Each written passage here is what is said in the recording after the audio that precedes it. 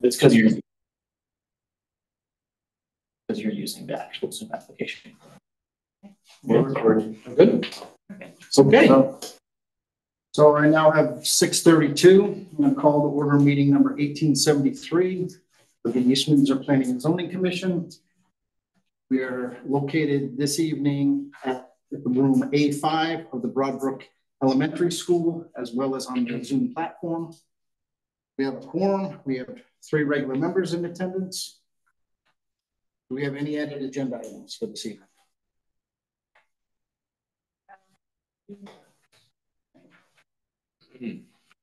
There was no legal notice for this.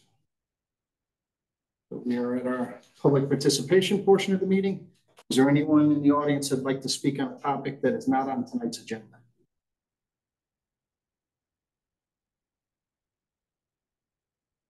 Don't think there's anybody on the Zoom platform. We have anybody waiting to enter?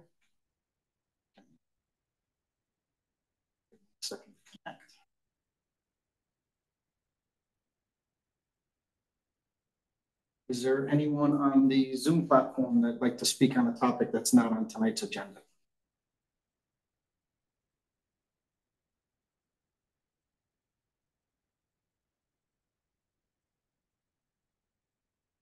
Approval of minutes. We have the minutes of regular meeting 1872 that was held on April 23rd, 2024. Does anyone have any edits or corrections for this? I do, yes, sir. Okay. We'll start with line 173, which was sidewalk plan. And I think the word should be loop, L-O-O-P. Drop the E, okay. Next would be line 188. I believe the sentence should be located in the village area as guided instead of a guided. Next would be line 190. Subject parcel suitability not in a flood plain instead of a flood plan.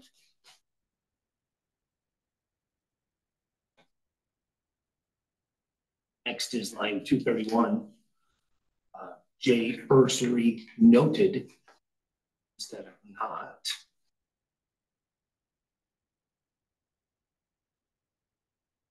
And the last I saw was line 539. Where it should say a letter from Penske's attorney. Instead of a letter for Penske's attorney.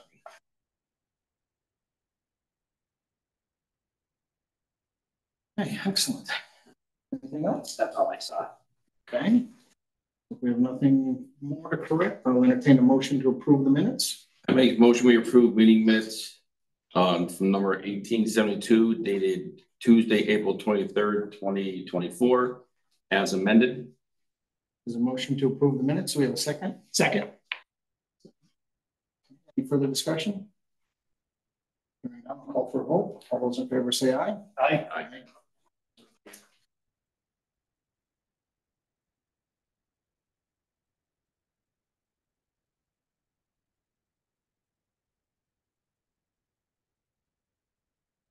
We have no new applications to receive, no performance bonds, permit extensions, road acceptances.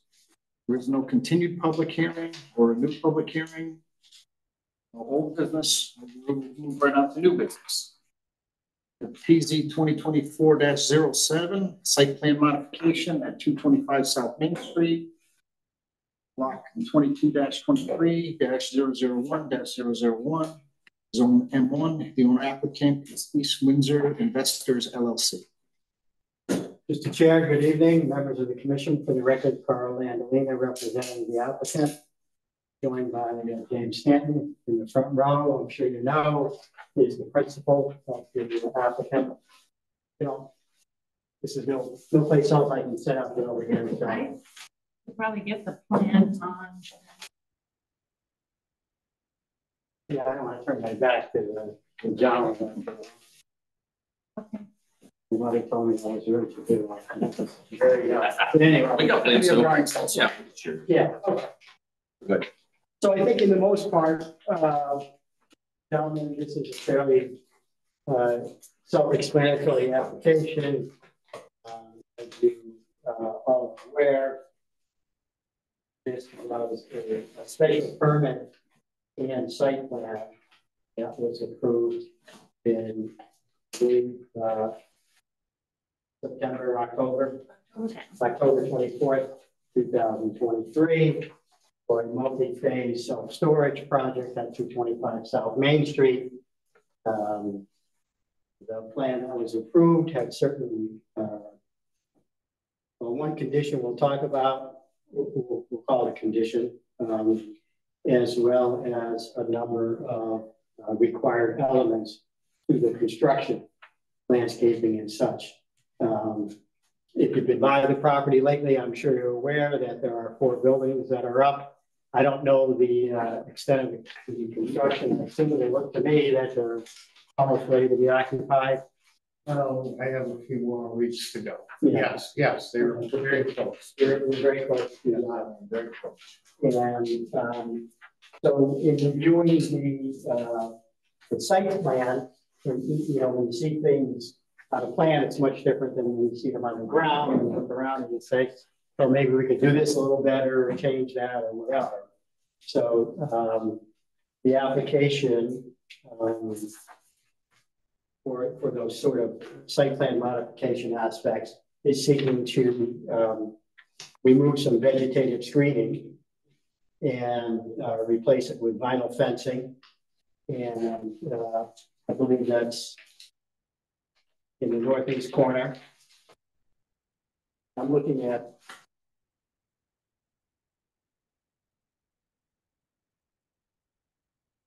I guess 3 of 7 shows all of these things. So there was arborvitae's, I believe, 11 of Spruce Street, and we're seeking to eliminate those and replace that with a solid vinyl fence up along the Gonzalez property. And we're also looking to add along the southerly side a solid vinyl white fence between Mr. Dan's property and the property next door, the Galinsky property. And we're trying to, we'd like to reorder or rephase the project.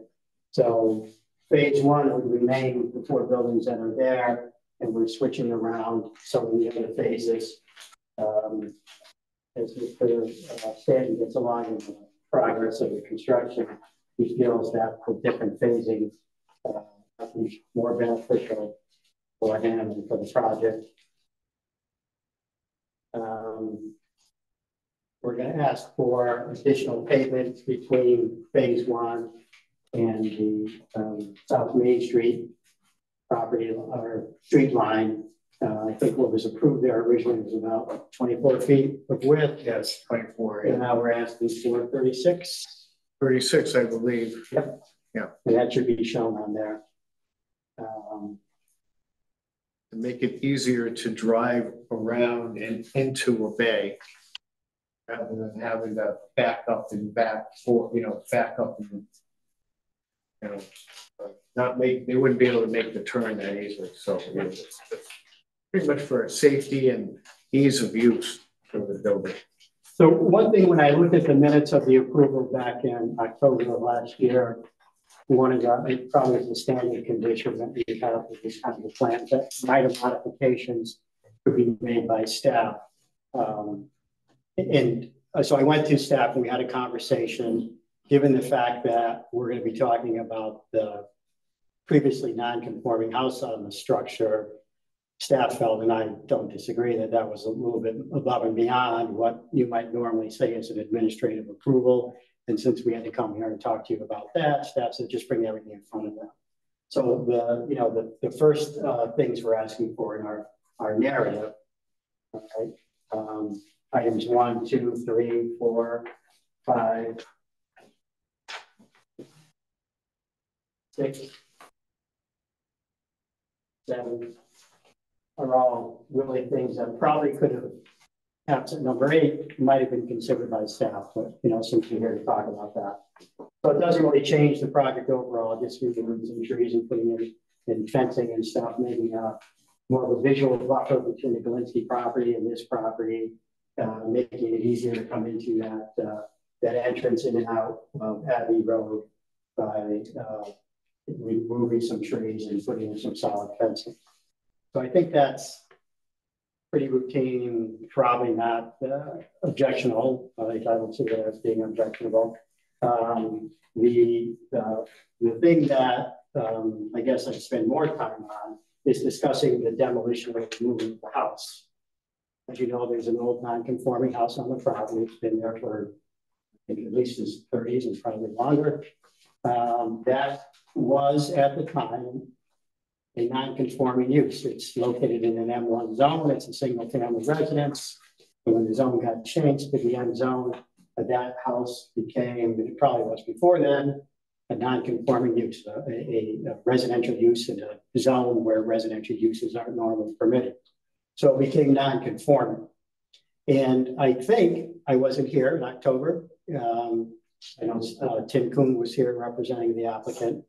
I think, having read minutes and reports and from staff back then, I think the main thing, and I'm just guessing this from looking at it, was that you would have 2 principal uses on the property: the storage industrial type use and this non-conforming use of this house for residential purposes. And that caused some concern by staff and by the planner and probably by you as well.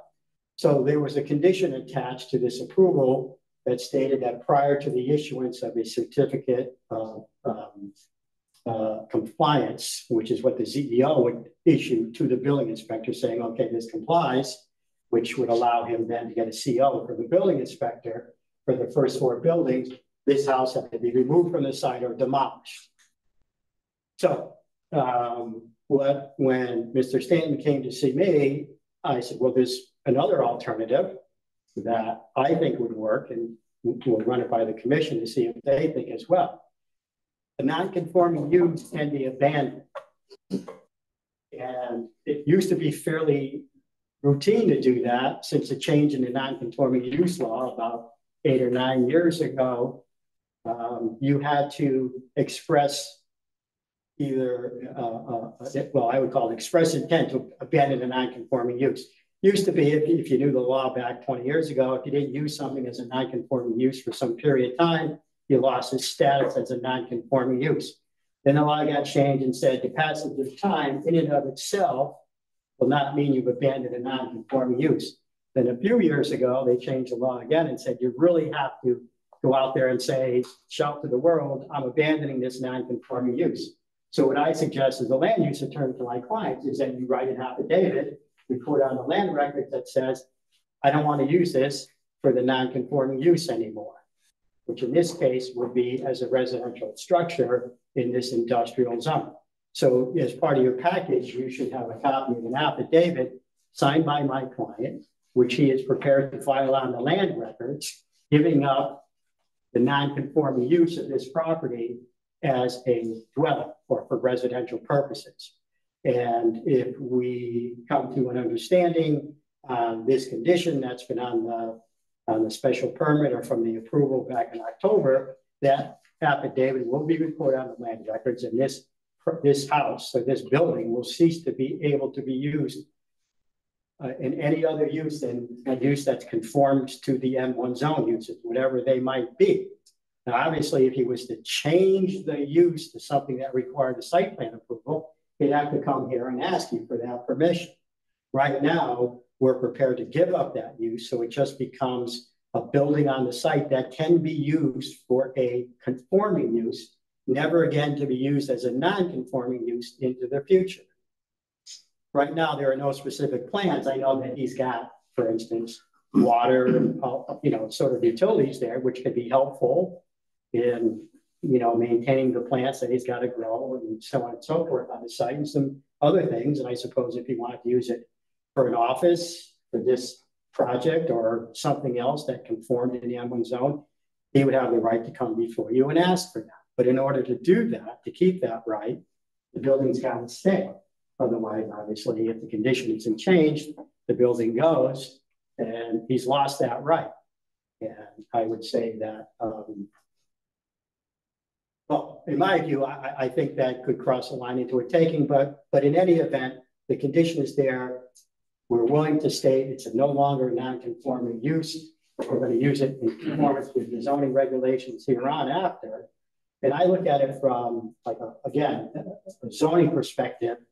Would the building staying there, would that violate any of the zoning regulations that are in place now? In other words, one of the big things would be coverage. Does it change the coverage to something that doesn't meet your regulations? And I don't think it does. All right. I don't know what the coverage is here. It's probably in the 60% range or something. The existence of that building is not going to change the coverage calculation. So therefore it has to come down because you're maximizing or going over the maximum coverage. That's not a problem there.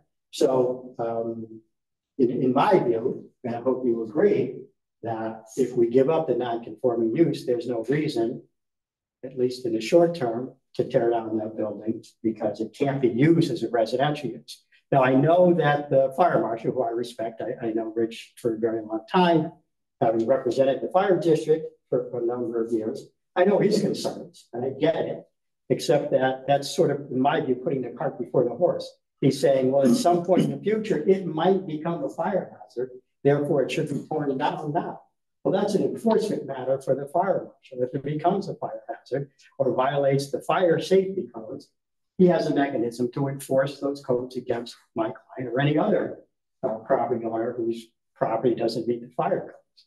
So that's like saying, well, you might violate the zoning regulations 10 years from now, therefore we shouldn't give you approval now. That's not the way we do zoning. If that comes, that's a matter of enforcement. So again, while I appreciate his feelings on it, I don't think that that should limit the ability of this commission to remove that condition should it be they decide that that's what we would like to do. So we think with the abandonment of the nonconformity, it just becomes another building on the site, and it can only be used thereafter for a conforming use in the M1 zone. So we're asking that you remove that condition so the building can stay. And if my client wants to put it to a use, they'll have to come before you and do that. But right now, it's, he's not going to let the building deteriorate. He wants to attract customers to his storage facilities. Probably not going to come. It'd be less likely to come if he lets the building on the site deteriorate. So anyway, that's it. I'd be glad to answer any questions that you might have. Dave, so I guess my first question is the existing house structurally sound and safe now? I mean, I can't state for that. I'm not a building code expert, but there hasn't been any notice to my client that it violates any of the building codes. I just meant more, is it safe if somebody were to go in? Is it deteriorated? You said you just said you were going to maintain the house and make sure it looks good. Is it already safe, or is it a leaning tower of pizza? It's safe. My tenants just moved next door after 16 years, and she came over to meet my wife tonight. Says we would have never moved if we didn't have to. We love it here, and so yeah, it's safe. And the only issue for me right now is if you guys say you can keep the house. I'm just using it for storage. I've been using it for storage this winter. It came in really handy. And now this week it's coming in really handy because I got the water hoses going this way and that way to all the new trees I planted. I planted $10,000 worth of trees, and we bought these bags to put around them. And my son and I worked all day watering each bag with 20 gallons of water, and then we went back again and we got we bought them from Harkins Market, and he goes, the most important thing is to keep them watered, especially for the next few months. And so that's what we're doing. We also watered some grass while we're doing, other things. And the house is livable, but I don't want to use it for, I'm not asking to use it as a house because I know the M1 zone says no. I'm okay with that. I do have my drafting table over there that we use during the winter time, you know, to refer to the plans. My erector actually used it a lot. Jim, can I interrupt for a second? When was the last time there were tenants in there, residential In tenants? November, they left right away when I told them they couldn't live And it here. was occupied prior to that for how long? What's How that? long was it occupied as a residential, as a house? From that tenant or from me? Any tenant? I rented it for 42 years. Affordably, it was an affordable rental in the town. Yes, I think that answers the commissioner's question. Okay. Sorry, I got too worried. No, you're fine. For right now. So did you guys see the letter from the building official?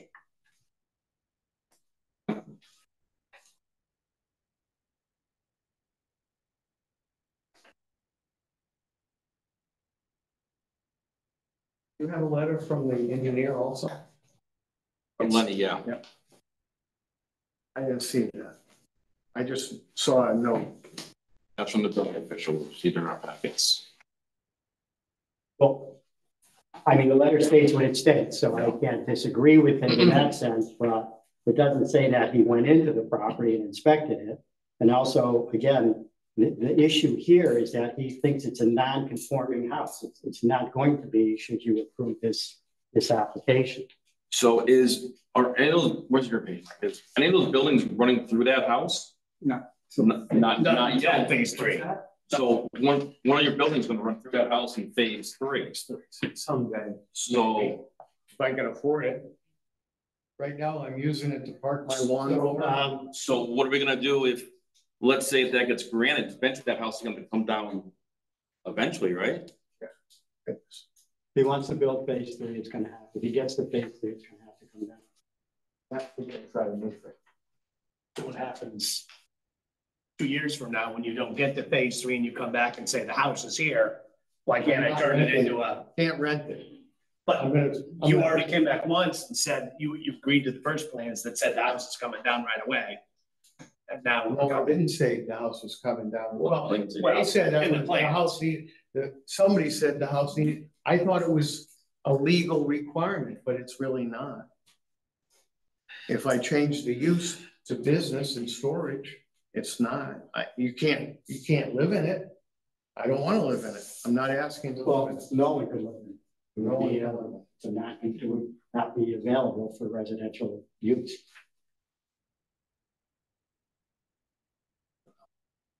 The way I kind of read into this with the fire marshal's comments too is when the house no longer is occupied, but you keep utilities turned onto it, that's where the hazard is. Because if you have some type of an electrical short, it's unoccupied, there's nobody there to respond to it until the flames are visible from the outside. So that's where they're concerned about an unoccupied home that still has full utilities on. Right. Yep. And there probably are dozens of them in this town now. But what I would suggest is if you're concerned about that, this is off the top of my head, I haven't talked to my client. Let's discuss with the fire marshal and the building inspector ways to make them satisfied. If they'll say, okay, if you add these conditions to it, I don't know, whatever it might be, I'm just, quarterly inspections. I'm just Right. throwing stuff out there. I mean, because it's very unusual request for us to go against the wishes of other town officials. Yeah. Yeah. So But they have different jurisdictions. I understand, Yeah. but we also have to take their judgment into consideration. Understood. Few other quick questions on Sure. other items. So your site plan still does show plantings, so those are going to remain, even though you want to put a full vinyl fence, there's still going to be plantings put up. Yeah. And Not the with spruce trees. No, in the He corner. wants to Yeah. substitute it. the south side shows all Yeah, no, the this. south side is going to be vinyl fence in addition to the plants, Okay. right? The front side's gonna be all vinyl? No, nothing different. This side, Along the fence of the property. Yeah. Sounds good. There's 18 trees that got planted recently. question for staff, with the extension of the pavement out to the 60-foot mark as they're requesting, is that now going to put us into total impervious coverage issues at all? I thought the impervious pavement. There is no impervious site. It's all. You're adding, you said you were gonna extend out toward. Yeah, but according to the, Mr. Coon convinced you that that was pervious pavement and didn't count against. It's not really- No, By doing this this is a pavement? different, this is a different design than what, There's not the same design with that. Spot on the drawing. Page 4, I believe. It says it's Pervious pavement. pervious pavement. An expand pervious pavement. Okay.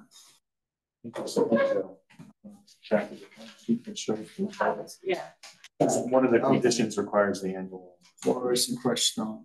Yeah. Some. Okay, so that answers that question. the, The placement of the sign on the drawing still doesn't, they'll still have to come in and get a sign permit separate of this. that's just a zone permit.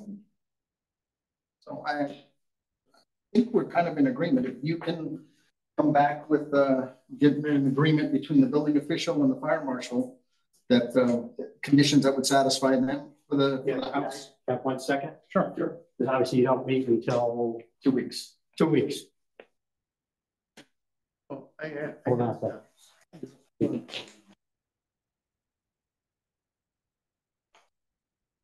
Weeks. 1 second. Yeah, yes.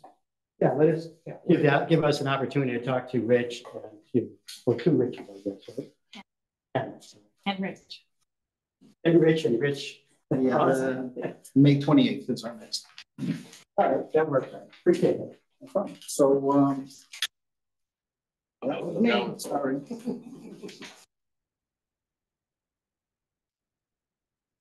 It's probably from back. 828, they said? Yep. We'll, entertain a motion to, continue this for our May 28th meeting. I'll make a motion to continue PZ 2024-07 site plan modification at 225 South Main Street, MBL 2223-001-001, Zone M1, or applicant Clinton Bedford LLC to May 28th, 2024. We have a motion to continue this application. Do we have a second? Second. Any further discussion? Hearing none, I'll call for a vote. All those in favor say aye. Aye. Aye. Continue to the next meeting. All right. Thank you, gentlemen. See you in 2 weeks. Thank you. Thanks, guys. Thank you.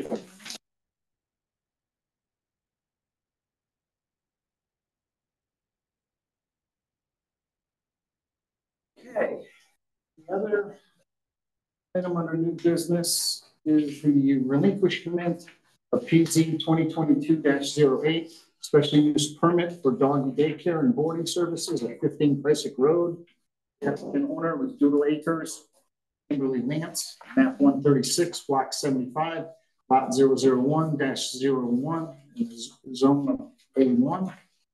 So when we approved this application, there was a stipulation that if the property were to be sold, that she would relinquish her special use permit, that it would not transfer with the new property owners. And we have a letter in our packet stating to that effect. So we just have to acknowledge this. So we have a motion to, this is the original motion for the approval. So all we have to have is a motion to accept this acknowledgement of dissolution of the special use permit. I'll make a motion to accept acknowledgement of relinquishment of PZ 2022-8 special use permit for dog daycare and boarding services, 15 Chrysler Road. Applicant owner, Doodle Acres, Kimberly Lands, map 136, block 75, lot 001-01, zone A1. Okay, there's a motion to accept the dissolution of the special use permit. Do we have a second? Second. Yes, ma'am. When you read it out, Jim, Oh. you said PZ 2022 Dash but 08. it's 28. Yeah, just want to make sure. Oh. It's a 08. Oh. Oh, I mean, on that. Oh, sorry. Okay. It's in That's minutes 28. as always. Okay. Okay. Okay, we have a correction for the application is PZ 2022-20. Any other further discussion? No, sir. Okay, hearing none, I'll call for a vote. All in favor, say aye. Aye. We have acknowledged. Thank you.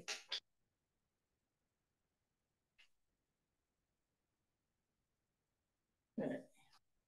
The other business, our POCD survey. An update on how that's progressing.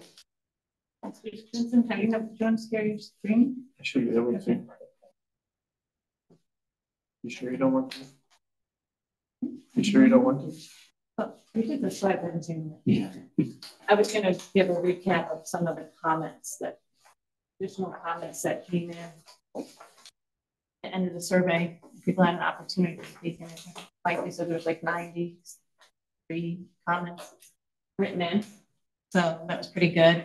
The top two issues that people spoke to were concerns over solar and quality of education and school facilities.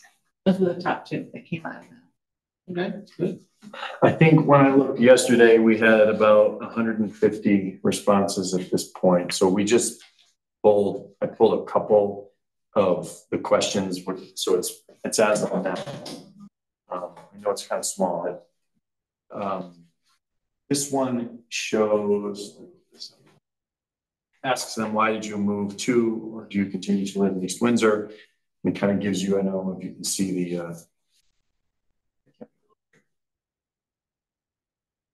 37% location close to work, highway access, etc. 36% was housing availability, affordability.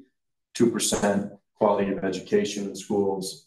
8% town amenities, parks, trails, open space, that kind of thing. 30% based on sense of community, so town character, etc. Proximity to friends and family was 37%. Their birthplace was 23%, and 6% were unsure about why they lived here. Why they continue to stay. I got transferred. It could just be that maybe they don't know what to choose here. I don't know. But that was that one. This one is a little bit busy, but it's hard to present the information in a different way. So the question was, how concerned are you about these issues relative to East Windsor's future? So the first one was changing demographics.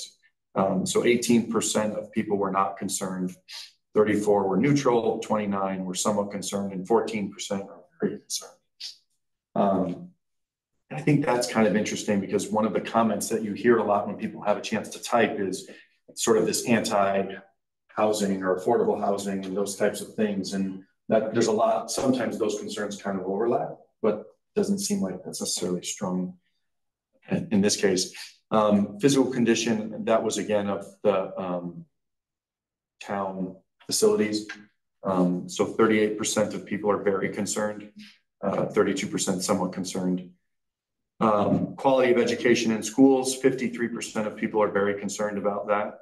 15% of people are neutral, only 9% are not concerned. Loss of sense of place. So again, that's the sense of community, how they identify as what they think of the town. 42% are very concerned, 17% feel neutral, 12% not concerned. Overdevelopment, 53% of people are very concerned about overdevelopment, 26% somewhat concerned. Economic growth, kind of down the middle, 30, 38, 25, not anything overwhelming there.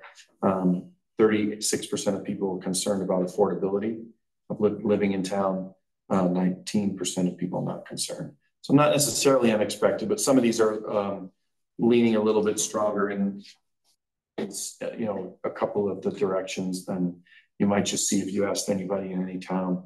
That was a little bit interesting. This one doesn't really say anything because we can't really manipulate it, especially while the survey is open, but we asked if anybody had ideas about the Walmart property. And so this is a word cloud which just makes the words that appear more frequently larger, right? So we saw things like restaurants, something that would help the tax base, something that supported families. A lot of Home Depot, Lowe's, Sam's Club showed up. Housing, several recreation facilities or something like that, more like an active, kind of like the Bubble or something along those lines. There were several suggestions for some type of a medical facility or some type of something that provided access to medical care. I don't know if that would be a walk-in or whatever, but we saw a couple of those. And I think there's flea market, senior center, restaurant, trampoline park. So that will get reshifted as more responses come in. This one, not quite as juicy as the others, but it just asks, do you live and or work in East Windsor? And these are obviously of the people that have taken the survey as of last week. So 28% live and work here, 47% live here and work elsewhere, 23% live here and are retired, and 1% work at a business in East Windsor only. Not sure what the other would be. I think that was it. So we just pulled a few. Obviously, there was a lot more that we were asking on, but based upon the questions that we had and being able to pull results that kind of were meaningful at this point, we just wanted to kind of give you a little bit of a window into what people are saying. And when does this survey close? June 1st. June 1st. So we made another request for participation as a Five Village Voice. That just came out last weekend, and our agendas will carry the scan code. It's on the town website, so we're hoping. Ruth, this is Lisa. Did you say the survey closes on June 1st? Yes, June 1st. Okay, thank you. Yes. Right now, I think we have pretty good participation. I think it's similar to the last POCD, had about 149 responses. So.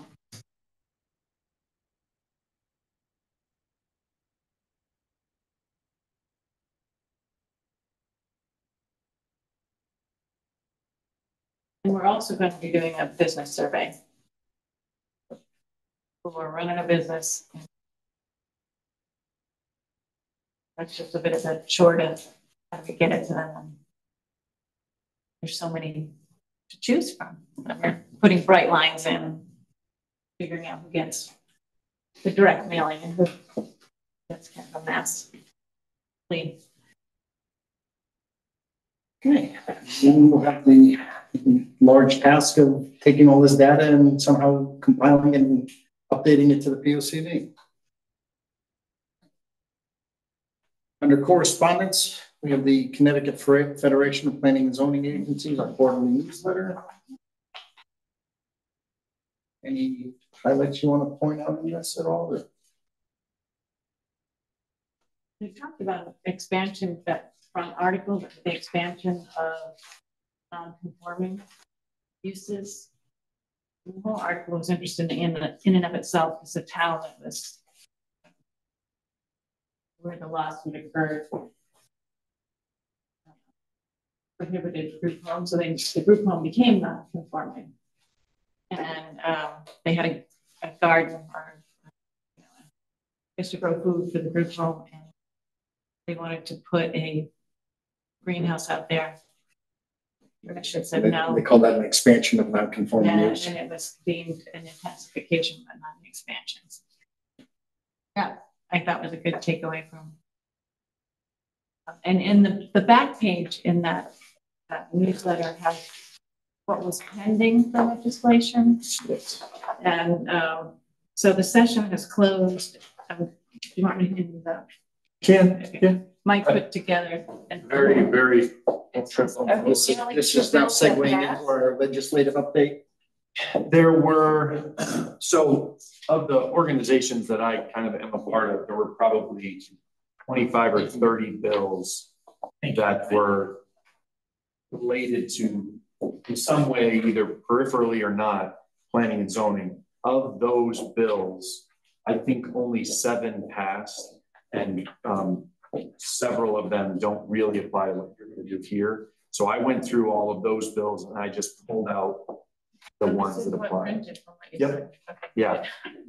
So I just pulled the explanation text that came out of the bill summaries and put it in there to kind of explain. Because there were some changes made last minute and stuff was crammed in that's not part of what was originally approved. I don't know that there's anything that's really significant. 5474, the first line is probably the most significant, which is what allows for the as-of-right conversion of vacant nursing homes to multifamily. There was a sister bill that would have allowed for the as-of-right conversion of any commercial property to 1 or more multifamily units as of right, which did not pass. The bill that would have allowed for online publication of legal notices did not pass. There was some other changes to what that would have required water pollution control authorities to make plans to figure out how they would plan for, encourage, and accommodate multifamily housing developments. So a lot of towns are basically saying, well, our water pollution control authority policy is that we don't want to expand. And so therefore we can't accommodate housing because we don't want to go through that process. And it's become sort of a don't blame me, blame them way for that. Land use commissions are kind of responding to housing development pressures. So that bill failed. Really, they did a whole lot of nothing on the land use side. There's some stuff which you might be interested in here related to fines. Fines, that can now be posed as a lien on the property. And I think it increased the amounts. It starts as make unpaid fines. Yeah, I thought that there was one that allows Well, there was a thing about the blight that they now made it. Yes, square footage rather than a flat fee. Which makes sense because if you've got a big building, it's probably a bigger job if you had to remediate.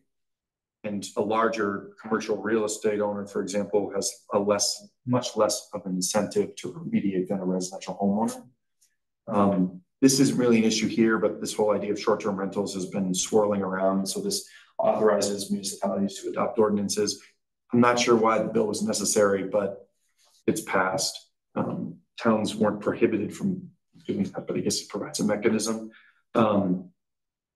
This other one authorizes tax increment districts to fund renovations of 8-30G deed restricted affordable housing.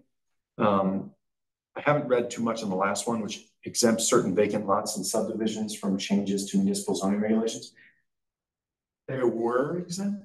When you develop a subdivision lot for the very first time, you are allowed to develop it to the standards that were in place when the subdivision was approved.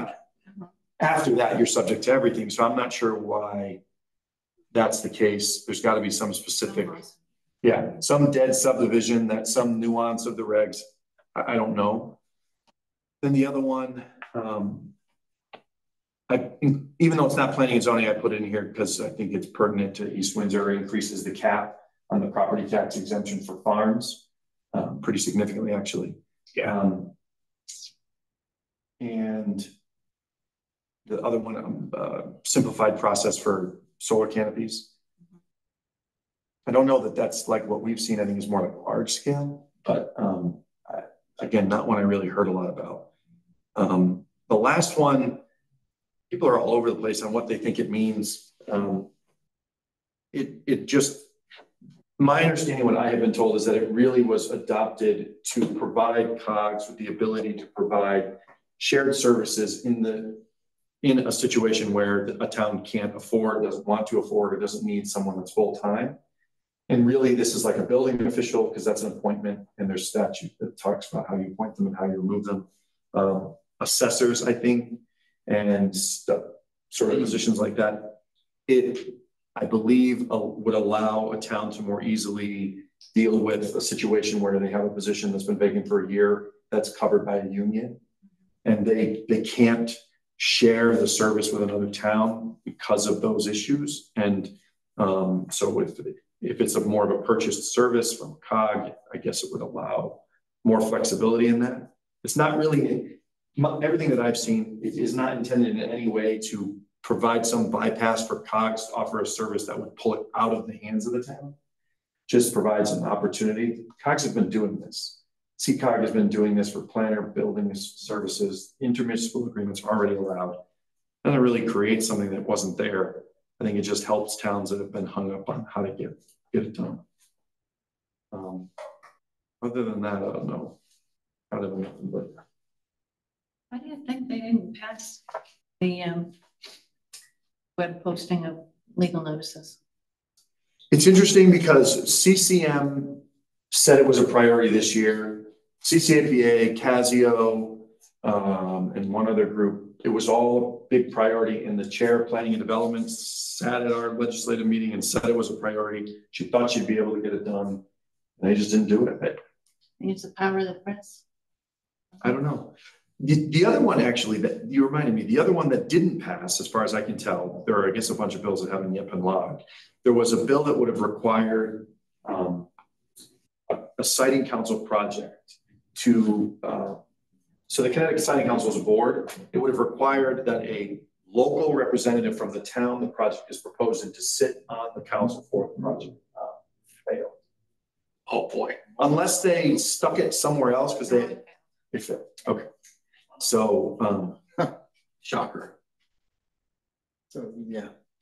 I mean, it's a shocker if you think about, it makes sense to us, but in the sense of people not being interested in hearing what they know that one representative is going to say.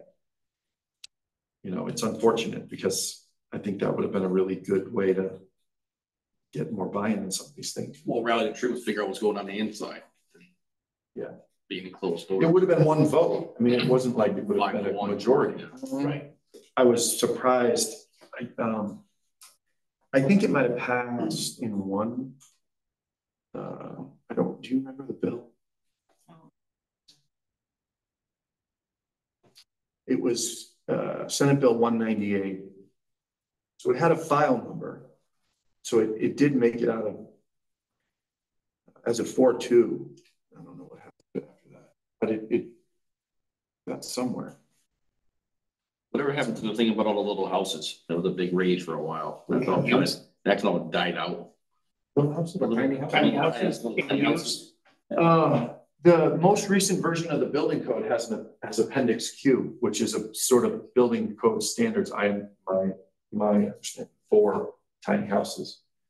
But that was the building code. I don't think there's anything related to this. I mean, you know, 2 years ago, the requirement that towns could set the minimum size came out. But that's not the same as a tiny house. Nothing about that, as far as I can tell. I don't think there's anything else unless anybody has bill numbers they want to shout out. I can look through this as a.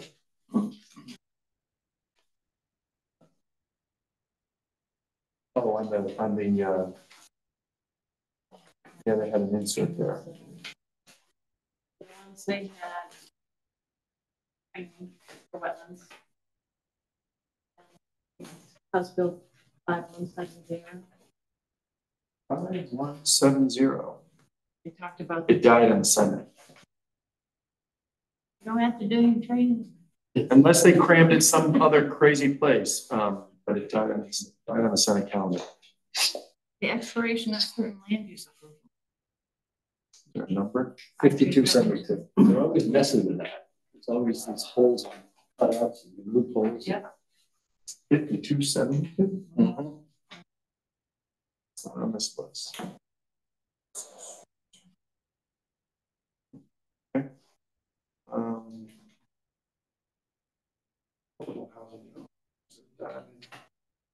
Transit-oriented communities died on the Senate calendar. Housing diversity died. So I think the only one that you haven't talked about, challenges to certain decisions of municipal agencies, House Bill 5475. Either that one, I think, never made it out of committee. Okay. It doesn't have a file number. 5475. Yeah, it died. What was the, in the previous one? 5272. Bill. Nope, I don't see that one. Yeah, that would have changed the definition of an aggrieved party. And also, I think for the wetlands, on the wetland side, demonstrating impact or something was crazy, Bill. But I think everybody kind of came out really strongly opposed. So it must not have even made that a committee.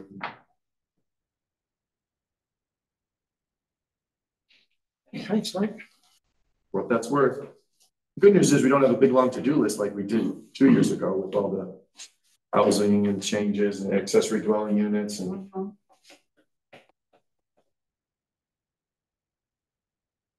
Okay. We have nothing for a business meeting. No reason for an executive session, so unless anybody has anything else, I'll entertain a motion to adjourn. I'll make a motion to adjourn meeting 1873. We have a motion to adjourn. Do we have a second? Second. Call for a vote. All those in favor? Aye. Meeting is adjourned at 7:22.